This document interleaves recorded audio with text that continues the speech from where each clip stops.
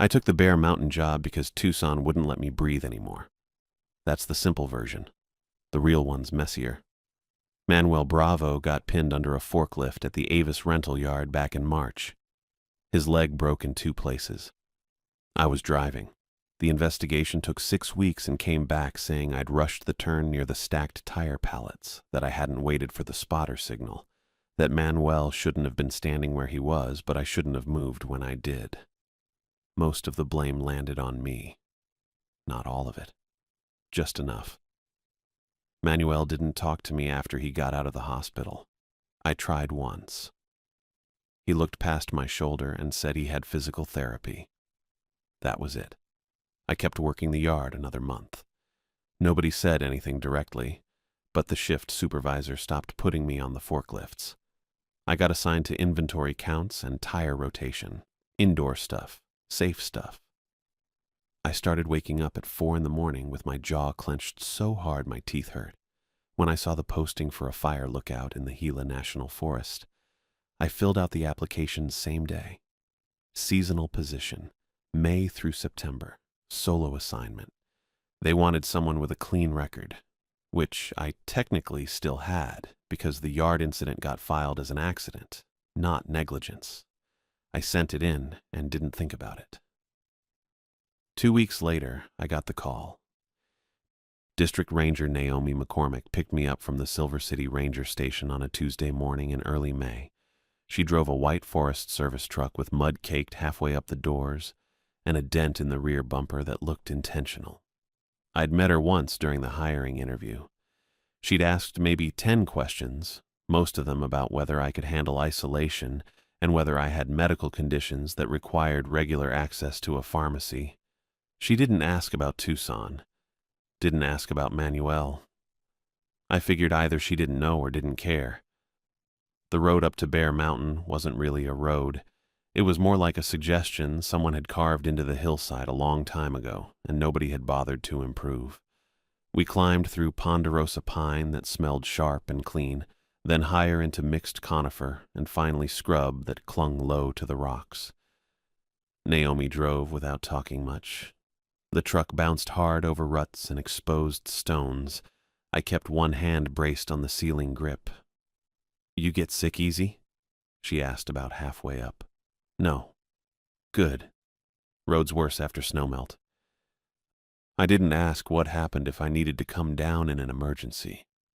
Seemed like the kind of question that'd make her reconsider the whole thing. We reached the tower just before noon. It sat on a bald granite summit surrounded by nothing but sky and a few scattered trees that looked like they'd given up trying to grow. The tower itself was maybe 40 feet tall, steel frame painted white and rust, with a small cabin perched on top. Stairs switchbacked up in a zigzag. The wind hit steady and cold even though the sun was bright. Naomi killed the engine.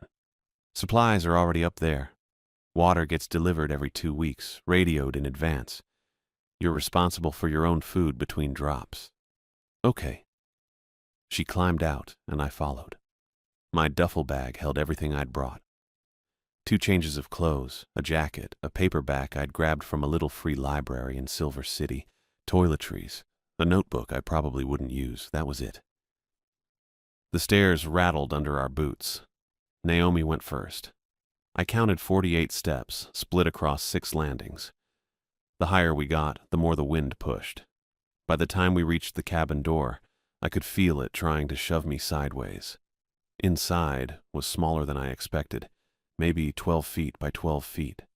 Windows on all sides, a narrow bed against the south wall, a desk with a radio and a laminated map under plexiglass, a propane stove, a mini fridge that hummed loud, shelves with canned food and bottled water, a fire finder mounted in the center of the room. Everything smelled like dust and old wood, and something faintly chemical I couldn't place. Naomi walked me through it. "Radio check twice daily, 0800 and 1800. Weather log every hour during high fire risk, every 3 otherwise. Firefinders calibrated, don't touch the base. If you spot smoke, call it in immediately with azimuth and estimated distance. Don't wait to confirm." I nodded. She kept going. Shutters get closed and latched if you leave or if wind tops 50. Propane lasts about 3 weeks if you're not an idiot. There's a rain barrel on the north side for washing. Don't drink it. Bathroom's the outhouse down the stairs, 20 yards west. Got it. She pulled a laminated card from her jacket pocket and set it on the desk. It had a list printed in small block letters. I caught a few lines. No personal vehicles beyond base camp. No alcohol on duty. Report all wildlife encounters. Rules, she said. Read them. Follow them. They're the only reason I still have staff up here. That phrasing stuck with me a little. The only reason, not one of the reasons. Understood, I said. She looked at me for a second, and I got the sense she was deciding whether to say something else. She didn't. She just tugged her cap down and headed for the door. You'll do fine if you keep your head down and do the job. That's all this is. Yes, ma'am. She went down the stairs without looking back. I stood at the window and watched her get into the truck, turn it around, and disappear back down the road. The sound of the engine faded fast. Then it was just wind. I stood there longer than I needed to. The view went on forever. Ridges and valleys and patches of green and gray all the way to the horizon. No roads, no buildings, not a soul around. This was supposed to be a clean reset. That's what I'd told myself. Get out of Tucson. Get away from the yard. Spend a summer doing something simple and useful. Watch for smoke. Log the weather. Keep my head down. I picked up the laminated card and read through the rules. Most of them made sense. Some were oddly specific. No food waste left outside designated containers. No unscheduled descents without radio clearance. Maintain log accuracy at all times.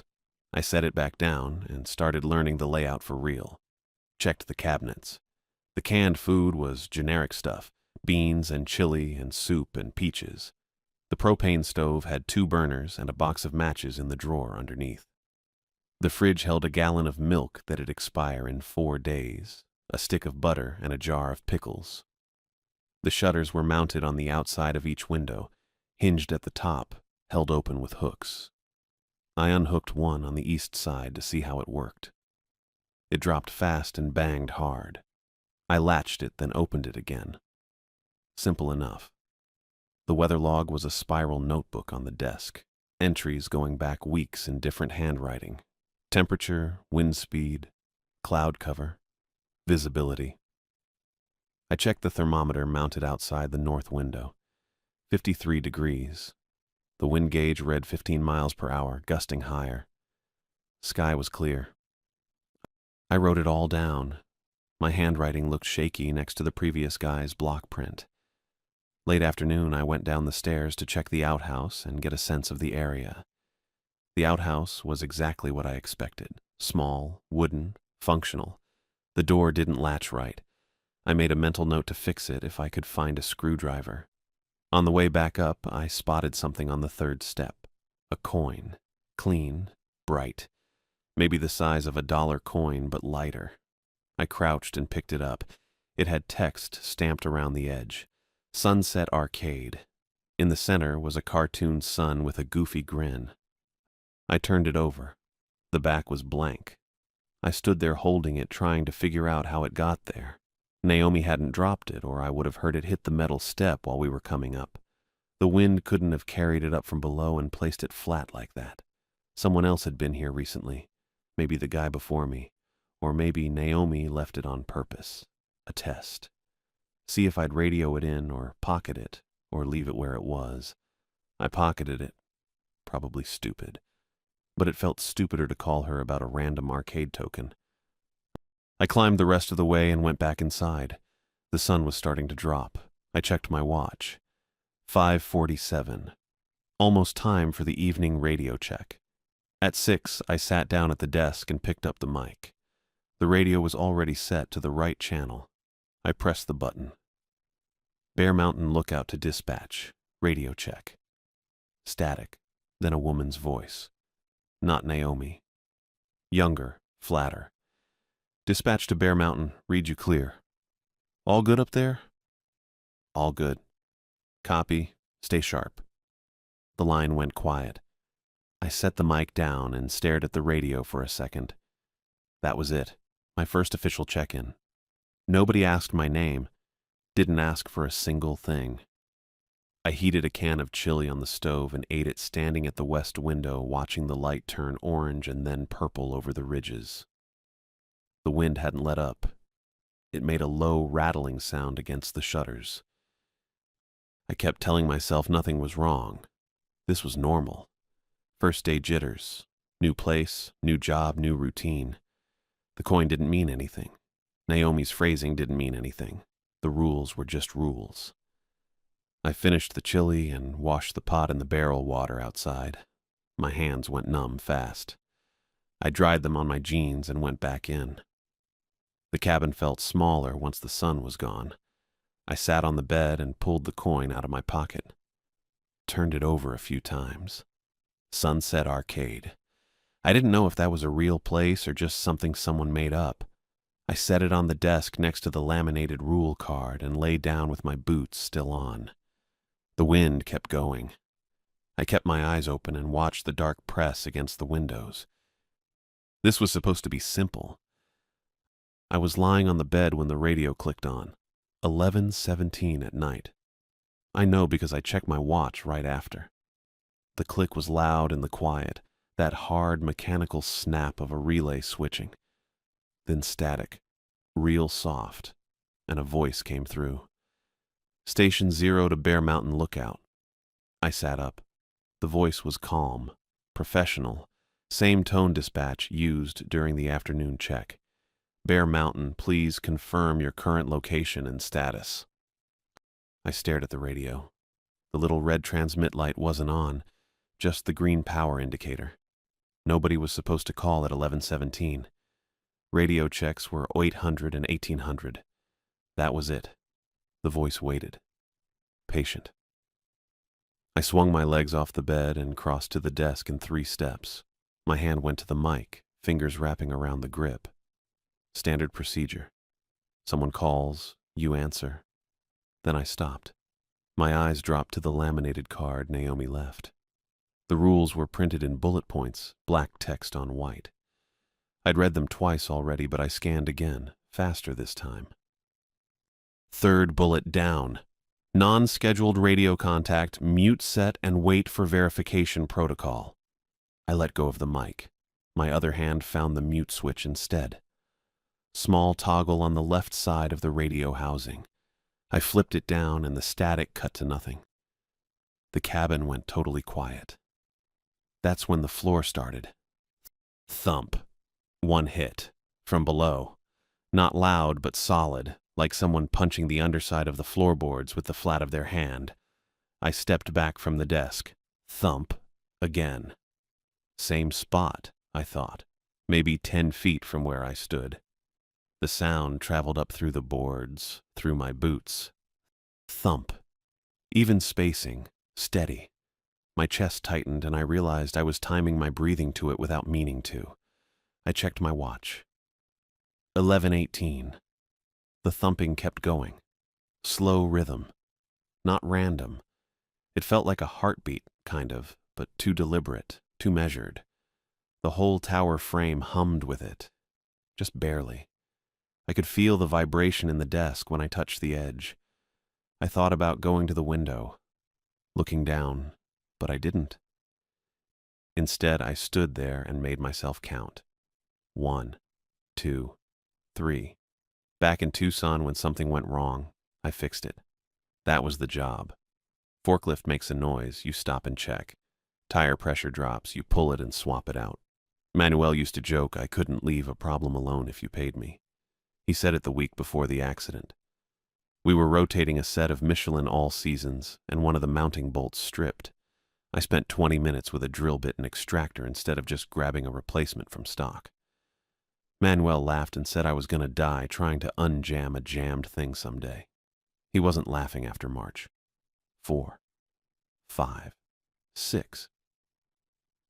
The thumping didn't change, didn't speed up or slow down, just kept hitting.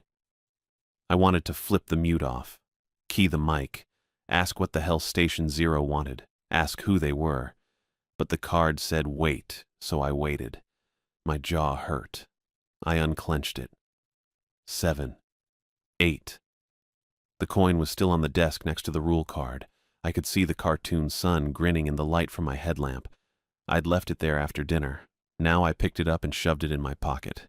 Didn't know why. Just wanted it off the desk. 9. The thumping stopped. I waited another 30 seconds. Nothing. No sound except wind brushing the shutters. I checked my watch again. 11:27, 9 minutes near enough. My hand hovered over the mute switch. I didn't want to flip it, didn't want to hear what came next. But standing there doing nothing felt worse. I toggled it up. Static returned. Then my own voice came through the speaker. Bear Mountain Lookout, current location confirmed, routine status, no smoke, no visitors, weather clear. My stomach dropped. That was my voice. Exactly my voice. Same flat tone I used during the evening check with dispatch, same phrasing, but I hadn't said it. The transmission cut, static again, then nothing. I stared at the radio. The green light stayed steady. No red transmit indicator. No follow-up. I stood there for probably 2 minutes just breathing, waiting for something else. My legs felt weird, loose. Nothing else came. I sat down in the desk chair. It creaked. I didn't touch the mic. Didn't touch anything. Just sat. After a while, I turned off my headlamp and stayed in the dark. The cabin cooled. I pulled my jacket tighter. My mind kept trying to make sense of it. Some kind of recorder malfunction, maybe. A loop. Dispatch testing something without telling me. But dispatch didn't sound like me, and I hadn't given that exact report tonight. I thought about the coin, about Naomi saying the rules were the only reason she still had staff up here. I didn't sleep. Morning came with clear skies. I checked the thermometer at 6:30, 49 degrees. Wind gauge said 12 miles per hour, steady. Visibility went on forever. Just ridge after ridge of ponderosa and granite cutting west. The relief was shaky, but real. Daylight made the cabin normal again. Propane stove, canned goods, weather log, everything right where it belonged. I heated water for instant coffee, drank it black standing at the east window. My hands were steadier than I expected. At 0800, I did the radio check. Same younger woman from yesterday answered. She said Bear Mountain, clear, and I said clear, and that was it. I pulled the logbook over after and flipped to a new page. The entries from the previous lookout were still there above mine. Neat handwriting, every line filled in with time and temp and notes. I wrote the date. Then, radio glitch, 2317 errors. Non-scheduled transmission, followed mute protocol per card. I stared at it. Glitch wasn't the right word. But I didn't have a better one. I capped the pen and closed the book. The rest of the morning I spent scanning, sectioned the view into quadrants and worked them one at a time with the binoculars Naomi left in the desk drawer. Nothing moved except wind in the trees, no smoke, no haze, just green and rock and sky. I made myself eat around noon. Canned peaches, straight from the tin. They were fine. The coin stayed in my pocket. I didn't take it out, but I felt it every time I moved. It sat there heavier than it should, pressed against my thigh through the fabric. I told myself it was just metal, just some arcade token somebody left. Probably nothing. But my hand kept going to my pocket, checking. I kept scanning. I needed a pencil. Not really, I had a pen, 2 of them in the desk drawer. But my brain kept insisting I needed a pencil, something to do with my hands that wasn't staring at the radio or checking my pocket for the 100th time to make sure the coin was still there. So I started opening drawers. The desk had 3. Top one held the pens, a roll of duct tape, and a small first aid kit still shrink-wrapped. Middle drawer had the binoculars, a compass in a cracked leather case, and some spare AA batteries still in the package. Bottom drawer stuck a little when I pulled. I had to wiggle it. Maps inside. Topographic sheets for the district, folded and refolded until the creases were starting to tear. I lifted them out and set them on the desk. Under those, more batteries. D-cells this time, 4 of them rolling loose. A box of wooden matches. And underneath everything, a spiral-bound notebook with a green cover that said Fire Lookout Log in block letters across the front. Not this year's log. That one was on the desk where I'd been writing. I pulled it out and flipped it open. The handwriting inside was different from the neat entries I'd seen in the current book. Smaller, tighter, with some letters squashed together. The name on the first page said J. Kellerman, and the date range ran from May through September last year. Boring stuff, mostly. Temperature readings, wind speed, cloud cover descriptions that got repetitive after a while. Scattered cumulus NW showed up probably 20 times in the first month alone. I flipped faster, scanning for anything that wasn't weather data. June 7th. Deer at any trail junction, 0620 HRs. June 19th. Propane delivery Ramirez. July 2nd. Possible smoke SE Ridge, monitored 40 min, determined campfire legal site. My thumb kept the pages turning. July, August, nothing but logs and supply notes, and the same careful documentation I'd been doing. Kellerman was thorough. I'd give him that. Then I hit August 23rd. The entry was underlined, twice, heavy enough that the pen had dug into the paper and left an impression on the page underneath. If you pick it up, it knows your hand. That was it, all caps, no context before or after. The next entry was August 24th, back to normal. Temp 67, wind SW 8 PO clear. I read it again. My hand went to my pocket. The coin was there, smooth and round and warmer than it should have been from body heat.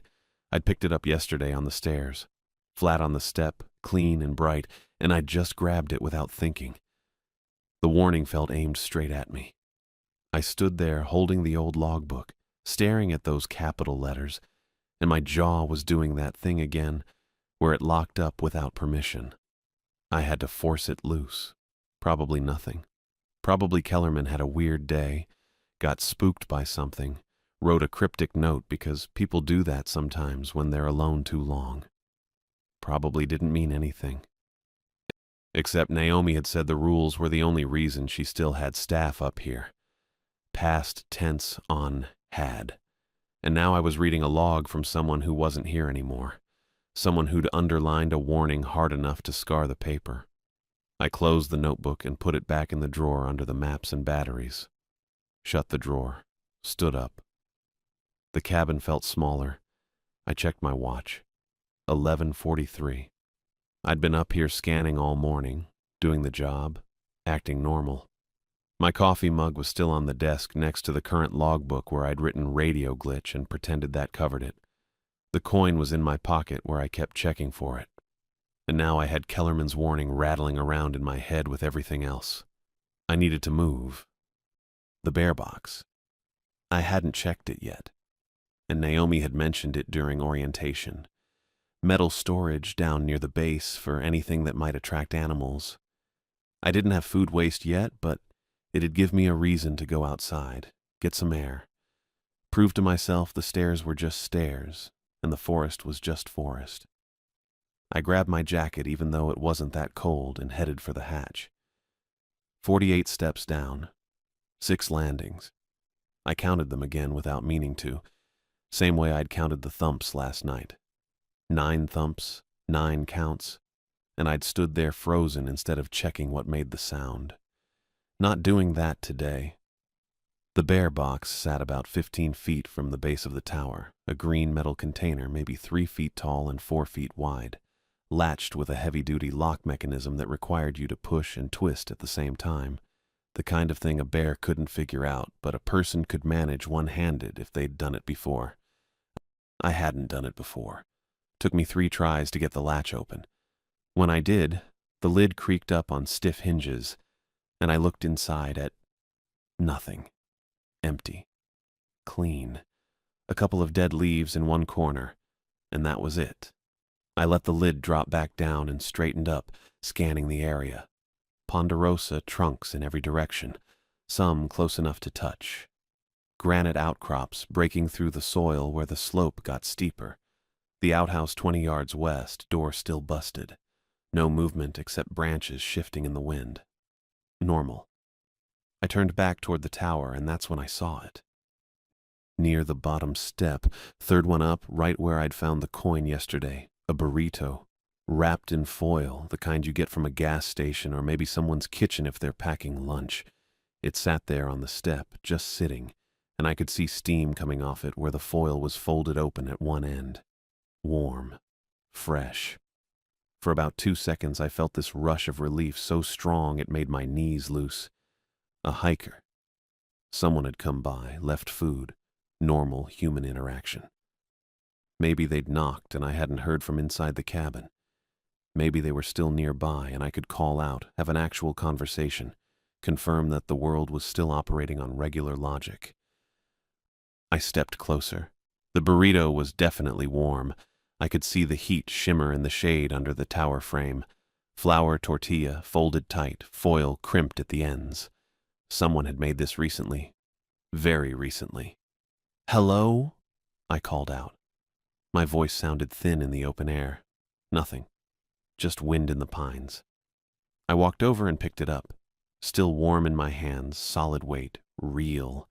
The relief kept flooding through me because this was explainable. A hiker on the trail, maybe someone who'd heard there was a new lookout and wanted to be friendly. People did that kind of thing. I'd heard about it. Trail magic, they called it. Random acts of kindness in the backcountry. I carried it up one step, already thinking I'd take it inside and maybe eat it for lunch, save my canned soup for dinner. My boot hit the second step. Then Rule 2 snapped back into my head like a mousetrap. No food from unknown sources. Report and dispose per protocol. I stopped. Stood there on the second step with the burrito in my hands. Still warm. Still normal. Still explainable. Except Naomi had put that rule on the card for a reason. Same reason she'd put the mute protocol. Same reason Kellerman had written a warning in all caps and underlined it twice. I looked down at the foil in my hands. My thumbs were leaving small dents in it. If you pick it up, it knows your hand.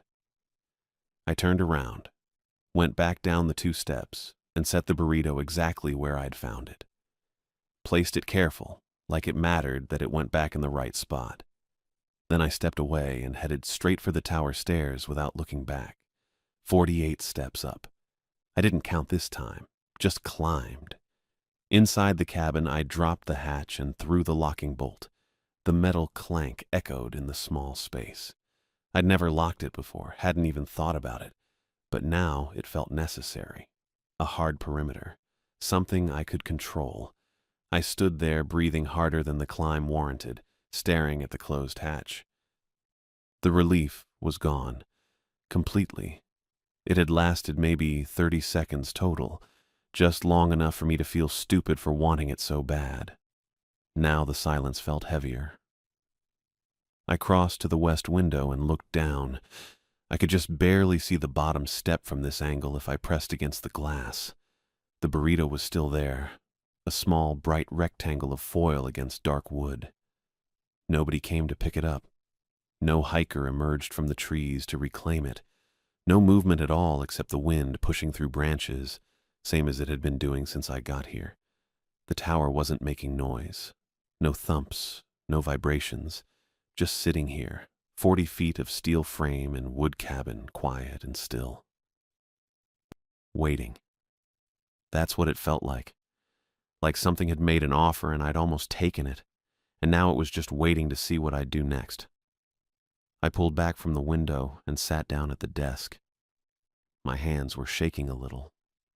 Not much, just enough that I noticed. The current logbook was still open to my entry from last night. Radio glitch, 2317 HR's non-scheduled transmission, followed mute protocol per card. I should probably log the burrito too. Unknown food source reported and left in place. That's what protocol would say. But I didn't pick up the pen. I just sat there while noon came and went, watching the shadows shift across the cabin floor, and the coin in my pocket felt heavier with every minute that passed. I sat at the desk and watched the minute hand on my watch tick past 2 o'clock. The burrito was still down there on the third step. I'd checked the window twice in the last hour, and both times the foil caught the light. My hands were on the desk, just sitting there, palms down on the laminated map. At 2:13 exactly, right in the middle of the afternoon when nothing should happen, my right hand moved. Not a twitch. A full reach toward the binoculars sitting next to the radio. I didn't decide to do it. My fingers just went. I picked them up.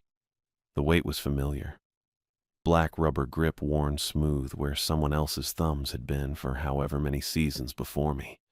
I brought them to my eyes and aimed south before the rest of my brain caught up. The ridge snapped into focus, hard and sharp, like the lenses were too clean or the air was too clear, or something was pulling the distance closer than it should have been. I could see individual pine needles, bark texture. The shadows under the trees were long and black and wrong. They were sliding, not swaying, sliding, uphill, against the sun. The ground looked like it was moving, like the whole ridge was shifting under the trees while the trunks stayed still. My stomach did something it wasn't supposed to do, and I tasted the canned peaches from lunch. Then I saw the person, yellow Nomex shirt, standard issue, the kind fire crews wear, standing between two ponderosas maybe 300 yards out, facing the tower, perfectly still. Not leaning, not shifting weight, just standing there with their arms at their sides, staged. I couldn't see their face. The distance and the shadow made it a blur, but I could see the shirt, bright yellow with the sleeves rolled to the elbows, clean. The person didn't move, didn't wave, didn't do anything a hiker would do if they saw someone watching them through binoculars from a fire tower. I yanked the binoculars down. My hands were shaking and the rubber grip was slick. I shoved them onto the desk and made myself look at the ridge with just my eyes. Empty. No yellow shirt, no person, just trees and rock and the shadows sitting where shadows are supposed to sit in early afternoon. Static. Normal. I stood up. The chair scraped loud against the floorboards and I didn't care. My chest was tight and my breathing was too fast, and I needed to talk to someone who wasn't here. Someone real. Someone at a desk in Silver City with a headset and a normal job. I grabbed the radio mic and keyed it without thinking about protocol. Silver City Dispatch, this is Bear Mountain. The static hissed for 3 seconds. Then the younger woman's voice came through. The same one from the morning checks. Ruby, probably. I didn't know her last name. Bear Mountain, go ahead. I've got a possible trespasser on the South Ridge, maybe 300 yards out. Someone in fire crew gear. Yellow Nomex shirt. They were just standing there. Pause. Longer than it should have been. Bear Mountain, can you confirm current visual? I looked out the south window again, still empty. Negative. I saw them through binoculars a minute ago. They're not visible now. Another pause. I heard a keyboard clicking faintly behind her voice. Bear Mountain, we have no personnel assigned to your area. No suppression activity. No trail crews. No burn operations within 5 miles of your position. I know what I saw. Likely a hiker. Not our jurisdiction unless they're starting fires. Her tone was flat. Dispatch professional. Is there smoke? No smoke, but this person was wearing our gear. Nomex shirt, standard issue. Surplus stores sell that stuff, Coleman. Hikers buy it because it's durable. She said my last name like she was reading it off a screen. If you see them again, and they're creating a hazard, report it. Otherwise, stay focused on your actual duties. My jaw clenched. I thought about the burrito on the step, The coin in my pocket. The thumping under the floorboards last night. The shadows sliding uphill. What about Station Zero? The static changed. I don't know how to describe it. It was still static, but it felt different. Heavier. Ruby's voice came back quieter. Careful. Say again? Station Zero, the call I got last night at 23:17. Non-scheduled transmission asking for my location and status. Silence. 5 seconds. 10. Dakota. She used my first name now, not Coleman. Do not repeat that designation on an open channel. My stomach dropped. So you know what it is. I know you need to follow the mute protocol if you get another non-standard call. That's it. That's all I'm saying on this frequency. Ruby. Bear Mountain, maintain radio discipline.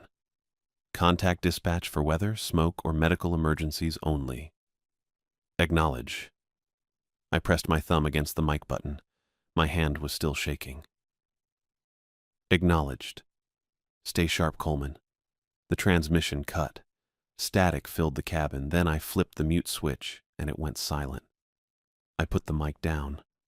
Carefully, like it might break. Ruby knew. She knew what Station Zero was, and she didn't want me saying the name where someone or something might hear it. That reaction wasn't confusion. It wasn't bureaucratic annoyance. It was fear. Which meant this wasn't in my head. It wasn't stress. It wasn't isolation. It wasn't me cracking under the weight of what happened to Manuel or the guilt or the bad sleep. This was real, and it was spreading. Through the radio, through the tower, through whatever thin membrane separated normal Forest Service work from whatever the hell was happening on this mountain. I sat back down in the chair and stared at the radio. The green power light glowed steady. The red transmit light was dark. Outside, the ridge stayed empty. The burrito stayed on the step. The coin stayed in my pocket, warm against my thigh. And somewhere south, in the trees I couldn't see anymore, someone in a yellow shirt stood perfectly still, waiting. I decided to try pure obedience. That was all I had left that made any sense. At 6:30, after the sun dropped behind the west ridge and the temperature started falling, I pulled the coin out of my pocket. The metal was warm from sitting against my leg all day. I found a roll of duct tape in the top desk drawer, same drawer with the pens and first aid kit, and tore off a strip about 4 inches long. The tape made that ripping sound that echoed louder than it should have in the cabin.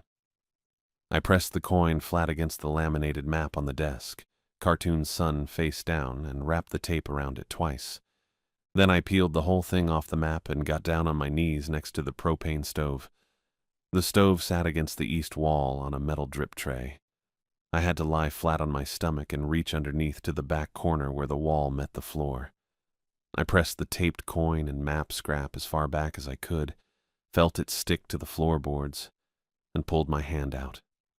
Dust came with it. My shoulder scraped the stove leg on the way back up. There. Gone.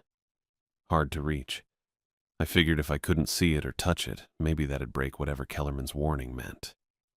If you pick it up, it knows your hand. Well, I wasn't holding it anymore. I stood and brushed the dust off my shirt and jeans. My hands were steadier than they'd been all afternoon. Next, I checked the hatch. I crossed to the center of the cabin where the wooden hatch sat flush with the floor, hinges on the north side, iron bolt latch on the south. I'd thrown the bolt this morning after finding the burrito. Now I crouched and tested it, pushing down to make sure the bolt was seated all the way in the bracket. It was. Solid. I pulled up on the hatch handle anyway, just to confirm. The hatch didn't budge. Locked tight. After that, I lined up my gear by the cot. I pulled my duffel out from under the narrow bed and unzipped it, taking out my spare shirt, spare pants, jacket, and the paperback I'd bought in Silver City, some thriller about a detective I hadn't opened yet. I folded the clothes and stacked them on the floor next to the bed's metal frame. The jacket went on top. The book went on the desk next to the current logbook. Everything in its place, neat, controlled. I zipped the duffel and shoved it back under the bed. Then I sat at the desk and opened the logbook to a fresh page. I wrote the date at the top in careful print, not my usual half-cursive scrawl. I noted the 1800 radio check, on time, clear reception, Ruby on dispatch. I wrote down the temperature at 1800 hours, 51 degrees, and the wind speed 10 miles per hour steady from the northwest. I recorded visibility as excellent and cloud cover as 0%. I did not write anything about the person in the yellow Nomex shirt on the south ridge. I did not write anything about Station Zero or Ruby's warning to keep that name off open channels. At 9 p.m., I was supposed to do a weather log entry.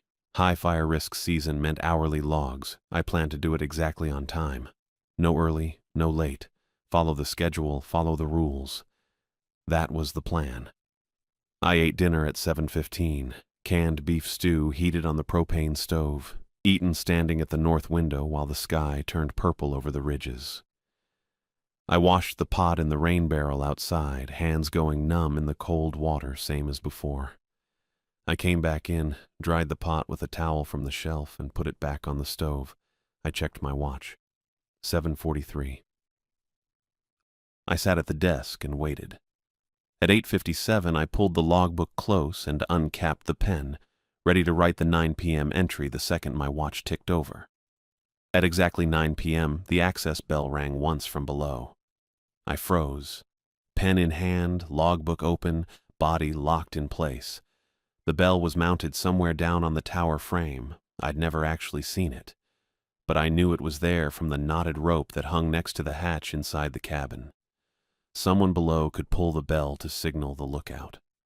The lookout could ring it back to acknowledge, standard protocol for visitors or emergencies when radio contact wasn't available. The sound came up through the floorboards. Single clear note, brass or iron, something heavy. It rang out and faded into the wind. I didn't move. I kept the pen hovering over the logbook page, watching the second hand on my watch crawl forward. 30 seconds passed. Then the bell rang again. This one was closer. Not louder, but closer, like the sound was coming from a different place, like someone had climbed a landing between the first ring and the second and was testing the rope's weight as they went. I set the pen down carefully. My hand wanted to shake, but I didn't let it. The laminated rule card sat right there next to the logbook. I'd read it a dozen times since Naomi left it on the desk that first day. I scanned it now, eyes jumping to the 5th rule. Non-scheduled access signals. Do not acknowledge. Report at next standard check-in. That was clear. Don't ring back. Don't open the hatch. Just wait and report it to Ruby in the morning at the 0800 check. But under that clarity was the other thing. The old reflex. The guilt that had been sitting in my chest since March when I turned the forklift too fast and didn't wait for Manuel's signal, and heard the crash and the pallets coming down and Manuel screaming. The instinct that kicked in every time something went wrong. Rush toward it, fix it fast, don't wait, don't think, just move. Someone could be hurt, could have slipped on the stairs, could be a hiker who twisted an ankle on the trail and made it to the tower looking for help. Could be Naomi coming back to check on me after I mentioned Station Zero on the radio, and Ruby told me to shut up about it. I stood. The chair scraped back. The bell rope hung next to the hatch, thick knotted hemp looped through an iron ring bolted to a ceiling beam. I crossed the cabin in 4 steps. My hand reached for the rope. I stopped, fingers an inch from the knot. Kellerman's words came back. If you pick it up, it knows your hand. I'd already picked up the coin. I'd already picked up the burrito, even if I put it back.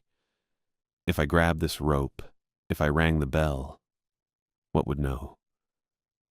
I pulled my hand back. I sat down on the floor right there, back against the wall next to the hatch, legs stretched out in front of me. I shoved my hands under my thighs and pressed down, pinning them. The urge to grab the rope didn't go away. It sat in my chest, hot and tight, the same way it had in the Avis yard when I saw the pallets starting to tip and Knew I should brake, but my foot was already on the gas trying to get clear. The same way it felt every time I thought about Manuel and physical therapy, rebuilding his knee, not answering my calls. I waited it out. I counted my breaths. In for 4. Out for 4. The bell didn't ring a third time.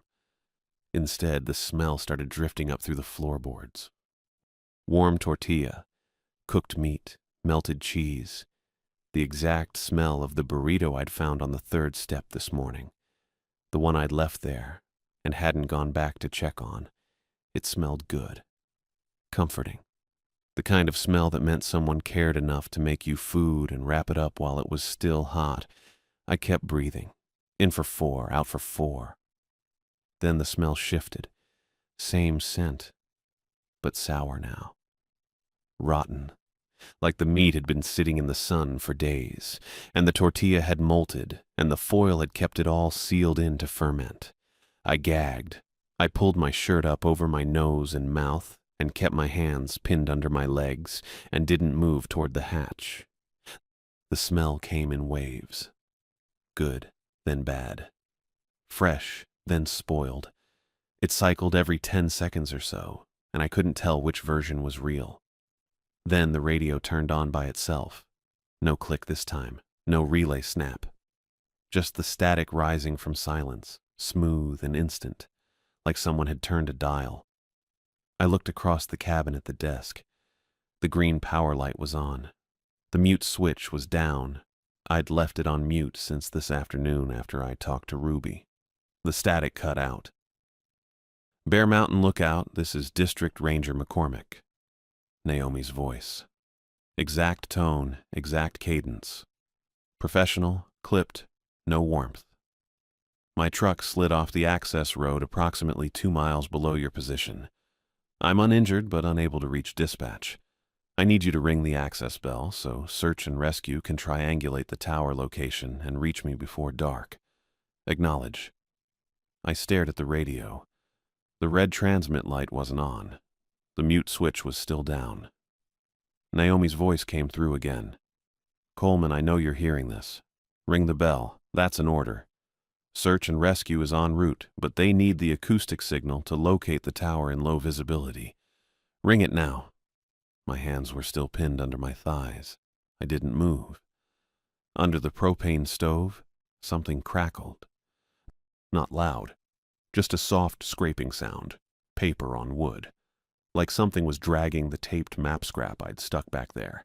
Like fingers were peeling the tape up from below. I kept my eyes on the radio. Naomi's voice had stopped. The static was back, low and steady. The crackling continued, slow, deliberate. The sound of the map being pulled inch by inch toward the edge of the stove where the light could reach it. I sat on the floor, hands pinned, shirt over my face, and didn't move toward the bell. I didn't ring the bell. Instead, I dropped to my knees and crawled toward the desk, hands flat on the floorboards, duffel bag scraping my shoulder as I passed the bed. My watch read 9:02. The bell had rung twice. I figured if 9 minutes worked last night, maybe it'd work again. Maybe that was the rule. I reached the desk, pulled myself up using the chair leg, and flipped the mute switch. The static cut to nothing. I sat with my back against the desk and turned my head so I faced the north window, not the hatch. I wasn't going to look at the hatch. My watch read 9:03. I started counting seconds in my head. 1 1,000, 2 1,000. That was it. Just count. The thumping started at 9:04.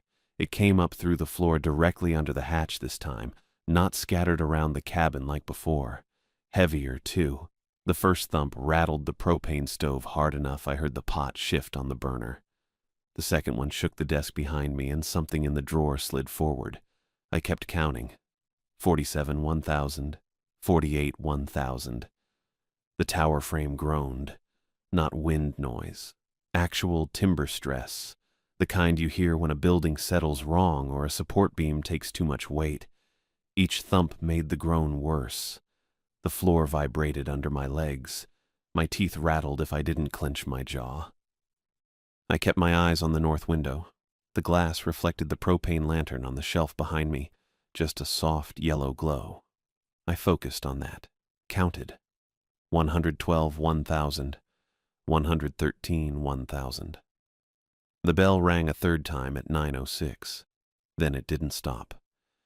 It turned into short, rapid jingles, metal clapping against metal in bursts of 3 or 4 rings. Then a pause, then more.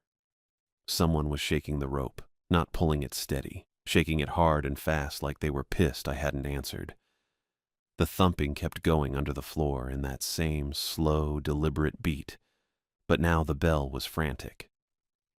Ring, ring, ring, pause, ring, ring, ring, ring, pause. My count fell apart. I tried to pick it back up.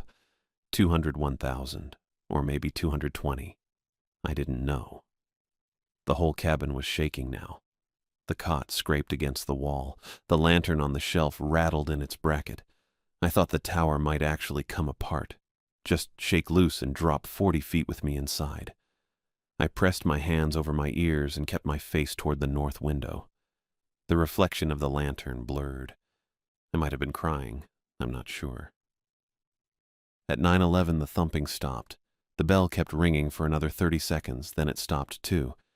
The cabin went quiet except for wind outside and my own breathing. I pulled my hands away from my ears. My watch read 9:12, 9 minutes, close enough. I stayed on the floor for another minute, maybe 2. Then I crawled back to the radio and checked the mute switch. Still down, still silent. I left it that way. I sat at the desk and stared at the logbook. I was supposed to make the 9 p.m. weather entry. Temperature, wind speed, cloud cover. I didn't pick up the pen. My hand was shaking too hard and I didn't trust what I'd write. Instead, I focused on the one thing I could actually control, the coin. It was still taped under the stove. I'd put it there to get rid of it, to stop whatever Kellerman's warning meant. But it was still in the cabin, still close, still mine because I'd picked it up. That was the problem. I'd picked it up and now it knew my hand, whatever that meant, and hiding it under the stove wasn't enough. I needed it gone. Completely gone. Off the tower. Out of reach. I stood up and crossed to the propane stove against the east wall. It was a 2-burner unit, white enamel with rust spots, sitting on a metal frame about shin-high. I grabbed the frame on both sides and pulled. It scraped forward about 8 inches, metal legs loud against wood. I got on my knees and pressed my cheek against the floor, reaching back into the gap with my right hand. My fingers found the edge of the taped map scrap in the back corner. I pinched it and pulled. The tape peeled off the floorboard with a sticky ripping sound. I sat up with the coin still stuck to the map piece, cartoon sun face down, and didn't let my skin touch it. I needed a container, something I could seal, or at least close. I went to the shelf next to the fridge and grabbed an empty soup can from the recycling bag, Campbell's chicken noodle, label half peeled. I shook out a few drops of water and set it on the desk. Then I peeled the coin off the map, holding only the tape edges, and dropped it into the can. It hit the bottom with a thin metallic clink. I looked around for a lid. There wasn't one. I grabbed the duct tape from the drawer and tore off a long strip, pressed it over the can's mouth, then wrapped another piece around the rim. Not perfect. Good enough. Now I needed to get it off the tower. I wasn't climbing down in the dark, not with whatever was ringing that bell maybe still down there. But I had rope. I pulled open the bottom desk drawer and dug past the maps and batteries until I found a coil of yellow nylon cord, probably 50 feet, meant for emergency use or tying down shutters. I grabbed it and my pocket knife from my jacket pocket. Then I crossed to the hatch. I stood over it for a few seconds, looking at the iron bolt. I'd locked it this morning. Throwing that bolt had felt like the smartest thing I'd done since arriving. Now I was about to unlock it. My hands didn't shake. That surprised me. I thought they would. But I was doing something, fixing something, and that always steadied me, even when it shouldn't. I pulled the bolt up. It slid free with a metal scrape. I grabbed the hatch handle and lifted. Cold air rushed in, and I smelled pine and granite and something else, something sweet and wrong. The burrito. It was still down there on the third step, rotting or staying warm or doing whatever the hell it was doing. I didn't look down. I hooked one end of the rope through the can's pull tab. It was one of those old-style cans with the triangle puncture opener, so there was a little metal tab on the side. I tied a double knot, pulled it tight, then fed the rope out through the hatch. The can dangled below the opening, swinging slightly. I kept feeding rope, hand over hand, lowering it past the platform, past the first landing. I couldn't see it anymore, but I felt the weight on the line. When I'd let out maybe 30 feet, the weight suddenly felt clear of the stairs, just swinging in open air. I pulled out my pocket knife, flipped open the blade, and sawed through the rope. It parted on the third stroke. The tension released. I heard the can drop, a faint tumbling sound, then a sharp clang when it hit rock somewhere below. Then nothing. I waited. 10 seconds. 20. The bell didn't ring. The thumping didn't start. The smell changed. The sweet, wrong burrito scent faded fast, replaced by clean, cold mountain air. Just wind and pine. Normal. I closed the hatch and threw the bolt again. Then I shoved the stove back against the wall, coiled the cut rope, and put it back in the drawer. My hands were still steady. I sat at the desk and opened the logbook. 9:43 p.m. I wrote the date, the time, and temperature 48 degrees, wind NW 8 mph, visibility excellent, cloud cover 0%. My handwriting looked normal. I closed the book. I didn't sleep much. I lay on the cot with my jacket on and my boots still laced, staring at the ceiling. The cabin stayed quiet. No bells, no thumps, no radio transmission. At some point, I must have dozed because I opened my eyes and it was dawn, gray light coming through the east window. I checked my watch.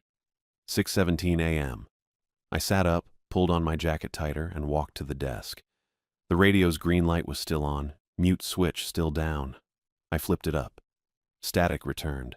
I waited until 8 a.m. exactly, then keyed the microphone. Silver City Dispatch.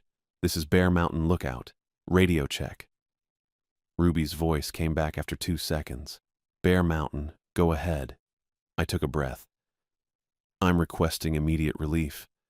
I've had odd activity up here, non-standard signals. I need someone to come up. Silence. 5 seconds. 10. Define odd activity, Coleman. I didn't say Station 0. I remembered her warning.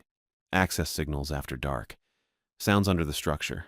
I followed mute protocol per the card, but I need relief. More silence. Then, copy. Stand by. The static hissed for maybe 3 minutes. Then a different voice came on. Naomi. Bear Mountain. This is McCormick. What's your status? I'm fine. No injury. But I need to come down. Acknowledged. I'm en route with support. ETA 2 hours. Do not leave the tower. Confirm. Confirmed. Stay on standard checks. McCormick out. I sat at the desk and waited. I made coffee. I ate a can of pears. I logged the weather at 0800. Temperature 51, wind calm, sky clear. At 10:23 I heard an engine. I went to the west window and saw Naomi's white truck climbing the last switchback and behind it a Green Forest Service pickup. They parked at the base. 3 people got out. Naomi and 2 others in field greens. One was a big guy with a beard, maybe 40. The other was a woman, younger, with dark curly hair and a braid. I opened the hatch and waited at the top of the stairs. Naomi climbed first. She reached the platform and looked at me. Her face was flat, unreadable. You all right? Yeah. She stepped into the cabin. The other 2 followed. The bearded guy nodded at me. Dylan Bates. Engine boss. The woman gave a small wave. Julie Johnson. Forestry tech. Naomi crossed to the desk and picked up the logbook. She flipped through it. Read my entry about the radio glitch. Read the weather logs. Then she opened the bottom drawer and pulled out Kellerman's old log. She found the August 23rd entry and read it without expression. If you pick it up, it knows your hand. She looked at me. What did you pick up? A coin, on the stairs, first day. Where's it now? I dropped it, last night, off the tower. Dylan was checking the windows, the shutters, the propane stove. Julie stood near the hatch watching me. Naomi closed both logbooks and set them on the desk. You said I slid off the road, I said, when you picked me up. You told me about sliding off on the way back down in March. Naomi's eyes narrowed. I never said that. You did. You said the road gets bad and you slid off once coming back down. Coleman, I've never slid off this road. I've driven it 60 times. My chest went cold. I'd heard her say it. I remembered her saying it, but her face told me she hadn't. Show me where you dropped the coin, she said. We went down the stairs, all 4 of us. I led them to the base of the tower and pointed to the area below the platform, maybe 15 feet out where I thought the can would have landed. Dylan and Julie spread out and searched. They checked the ground, the rocks, the brush. I looked too. We searched for 20 minutes. There was nothing. No can. No rope. No torn end of yellow nylon cord hanging from the platform. The ground wasn't disturbed. No impact mark. No coin. Julie looked at Naomi. Nothing here. Naomi turned to me. The burrito. You said you found a burrito. I pointed at the 3rd step. We climbed up. The step was bare. Clean wood. No foil, no food, no grease stain. Naomi told Dylan and Julie to check the tower frame and structure. They descended and started a perimeter inspection. Naomi stood with me on the platform. You're coming down, she said. You're off duty effective now. I know what I saw. I believe you saw something, but you're not staying up here. She looked at me and her voice softened slightly. You've been under a lot of stress. The incident in March. Manuel, you came up here to get away from that and it followed you. That happens. This wasn't stress. Maybe not, but you're still coming down. She gestured toward the cabin. Pack your gear. I went inside and stuffed my duffel. 2 shirts, pants, jacket. The paperback I hadn't opened. It took 3 minutes. When I came out, Dylan and Julie were back at the base. Dylan called up, structures sound, no damage. Naomi drove me down the mountain in her truck. Dylan and Julie followed in the other vehicle. Nobody talked. When we reached the ranger station in Silver City, Naomi walked me inside and sat me in a chair outside her office. She made a phone call. I heard her say unauthorized transmissions and possible stress hallucination and psych eval recommended. She came out 20 minutes later and handed me a paper. You're on administrative leave pending evaluation. Ruby filed an incident report. You'll get a call within 48 hours to schedule. I'm not crazy. Nobody said you were, but you reported things we can't verify, and you're showing signs of acute stress response. This is protocol. I took the paper. She drove me to a motel on the edge of town and paid for 3 nights. Then she left. I sat on the motel bed with my duffel on the floor and the incident paper on the nightstand. My hands were steady. That was the worst part. They'd been steady since I dropped the coin, since I'd fixed the problem. Except I hadn't fixed anything. I'd just proven I couldn't trust my own hands. Couldn't trust what they picked up or put down or what they'd do next time something told me to reach for it. The coin was gone. But Kellerman's warning was right. It knew my hand. And now, that was in my record. Permanent. I lay back on the bed and stared at the ceiling. The room smelled like bleach and old carpet. Outside, traffic hummed on the highway. I closed my eyes. I didn't sleep.